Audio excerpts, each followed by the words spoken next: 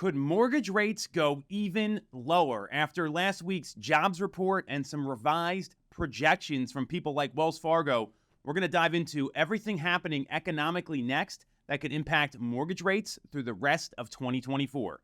If you get some value out of this, you'll like what you hear, make sure to subscribe to the channel, hit the bell for notifications, and if you want to talk about how these new interest rate projections might impact your real estate plans, you can do that with the link in the comments to talk to our team. The jobs report came out last week, and there were some mixed signals within the report that I'll break down here in a second. And obviously, the labor market's a big driver on what's going to happen with interest rates. The good news is the Fed has a meeting coming up next week, and all the data they're going to evaluate is likely out at this point, unless something catastrophic happens. So there's some good, predictable pieces of information that the Fed's going to use to determine what their next step will be with the federal funds rate. So here's what the jobs report said. Unemployment came in at 4.2%, down from 4.3% the previous month. So obviously unemployment going down is good. There were 230,000 jobless claims on average for the month of August compared to 238,000 for the month of July. So that number is down as well. However, the real unemployment rate came in at 7.9%. So what this means is this includes discouraged workers as well as people holding part-time jobs. And that's the highest reading since October of 2021. And we saw 7.6 million job openings for the month of August. So all of those things created this kind of mixed signals jobs report where rates stayed pretty flat because obviously the 10-year reacts to this stuff a lot sooner than the Fed does. It's in real time. And at the same time, we saw a 52-week low when it came to interest rates last week, coming in at 6.2%. Nationally, we've seen some lower numbers here depending on credit, debt-to-income ratio, income, a number of factors. So we're seeing rates creep down. And Wells Fargo, last week, they revised their predictions for mortgage rates by 1/4 point by the end of 2024 and Q4. So we're starting to see people think rates may be coming down even more.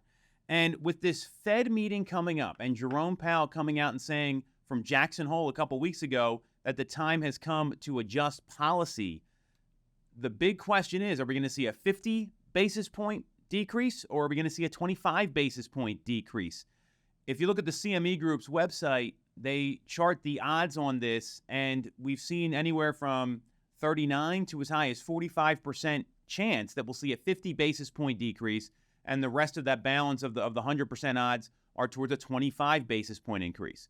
So what's clear is lower rates are coming. When is the question? So knowing that's the case, this is when savvy consumers, meaning buyers and sellers, start to factor these things into their decisions.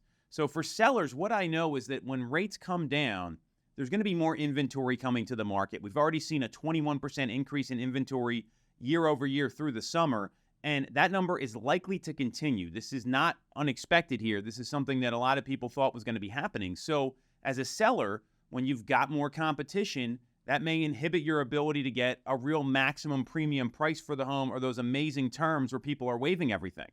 And there's a lot of sellers on the sidelines that want to go buy a new home, and they've got these lower rates they're locked into. So when the rates come down, they got a 5 handle in front of them.